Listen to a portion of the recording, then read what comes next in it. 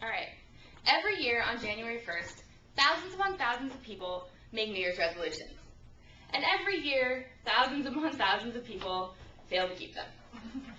You know, some of them fail the first day. They wake up and then they just fail. Other people, you know, they push on. They're skipping the break room so they don't see the pastries. They're sticking their credit cards in the back of the freezer. But eventually, they all just kind of collapse under the pressure and they fail. And they never get back up again. Now, was it the fact that they failed the reason they just couldn't get back up again? No, it's because they didn't think they could try again. They thought, oh, it's over, it's done with, great, I screwed up. Better luck next year. When your relationship with God is, you know, your path you're walking on, and you step off the path, if you think, oh, crap, I just screwed up, I cannot get back on there, you're never going to get back up, you're never going to accomplish all the things that God has for you. What you need to remember is that God is always there waiting for you to come back. My main focus right here that I want you all to remember is don't give up hope when you've fallen from God's will. He can use absolutely everything for his purpose. 2 Corinthians 12:9 says, "But he said to me, my grace is all you need. My power is strongest when you are weak, and I am very happy to brag about the fact that I am weak, because Christ's power can rest on me." When I was in high school, God called me to be a youth minister and to preach. And I kind of looked at God and was like, ha, nice try, I don't think so. And I, you know, ran down to Missouri and I studied music and I just was going with what I wanted to do because it looked like fun. And I wanted to justify myself because I was still serving God. And I was like, I'll join a ministry team. That's ministry. Travel all over. And over fall break, we went to Tennessee, a really tiny town, you know, just west of Nashville. And we ministered there for a weekend, and the very last Sunday, this girl named Caitlin came up to me, and she said, "You have impacted my life so much. I have been running from God and doing absolutely everything not to do what he wants me to do, but I have this just desire in me to turn back and serve him, and I really feel being called into ministry." It was such a smack in the face. I was like, oh, thanks, God. But the thing is, he was still using me even though I was walking away from him. He uses you when you walk away to affect all the people around you, no matter what's going on. My first point is that when you run from God's call, he can still use you to change the lives of every single person you interact with. In Jonah, we hear the story of this guy that just ran from God. God came up to Jonah and said, "Hey, there's this town in Nineveh and they're evil and I want you to go talk to them." And Jonah looked at God and was like, I don't think so. So he hopped on a boat and headed off to Tarshish. And God was like, all right, have this storm. You know, it's going to affect you lovely. You're going to love it. And all of the sailors on the boat are just in absolute distress. They're calling out to their gods. They're throwing all their cargo overboard, which is their livelihood.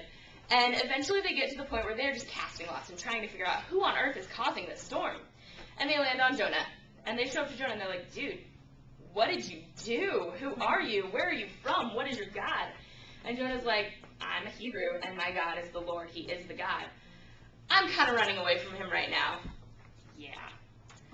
And, you know, they ask him, "What can we do to solve the storm?" And he goes, "Well, you can throw me overboard." They're really hesitant at this. You know, they're going to kill a guy, throw him overboard. And eventually, you know, they find out they have no other options, and so they pick him up, toss him over, calm stop. Like, storm's completely calm. Absolutely no problem. And they bow down. Jonah 1:16 says the sailors were awestruck by God's great power, and they offered him sacrifices and vowed to serve him only. Don't give up hope when you've fallen away from God, because he can use absolutely everything for his purpose. Another story I'm going to tell you is found in Genesis. It's actually chapters 37 through like 50. So I'm going to shorten it a little bit. Jonah was this guy, or Joseph was this guy who was about 17 years old and was his dad's favorite. Every parent has a favorite. For my family, it's my sister. She can do no wrong. Oh my goodness. She was a youth pastor. She, you know, is a missionary to the Dominican Republic, and they just give her money. And I'm like, oh, so not fair. And there are times in my life when I hate my sister. And I'm just like, can't you just screw up so that they like me again?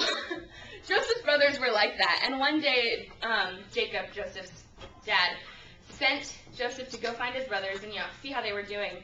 And Joseph's brothers saw him coming, and they're like, oh, here comes that dreamer who had all those dreams about how we're going to bow down to him someday. Let's kill him.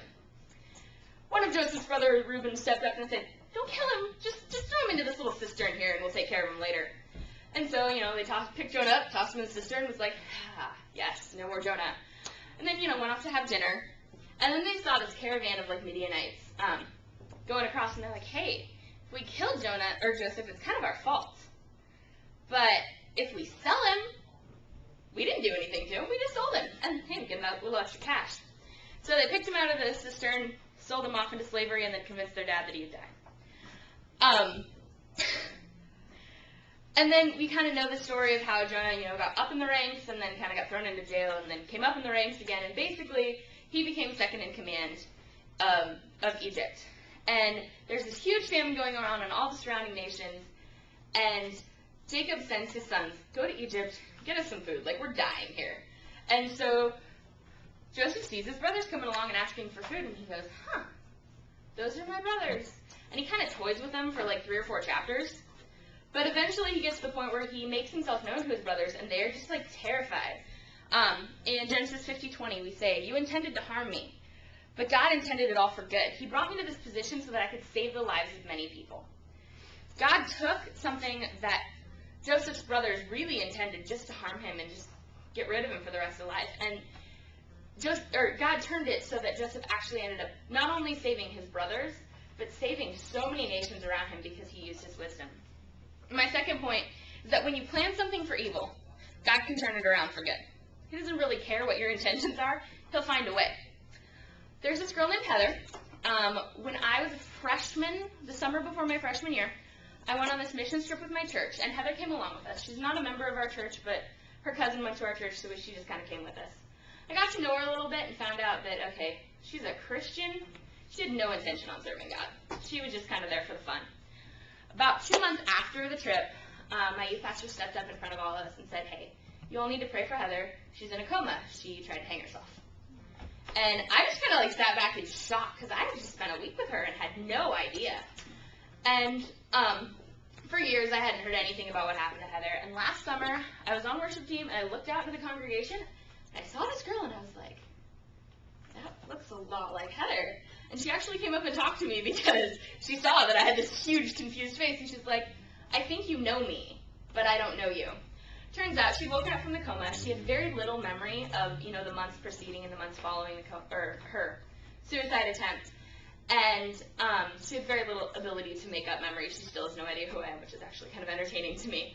But in the year that she has been at our church, she has gotten highly involved in our young adult ministry. She tells her testimony regularly about how God really saved her life.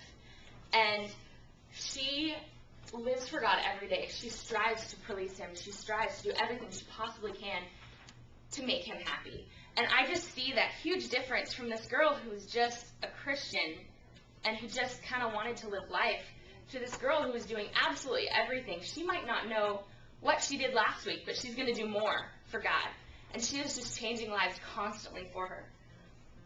And I, again, want to point out that even when you've fallen from God's will, He can use everything for His purpose. He can use, your brother selling you into slavery, and He can use you trying to kill yourself. He can use, just a simple mistake that you've made on your daily life to really turn back to Him. Now, last we heard from Jonah, he was tossed into the ocean, or sea. He didn't die, surprisingly.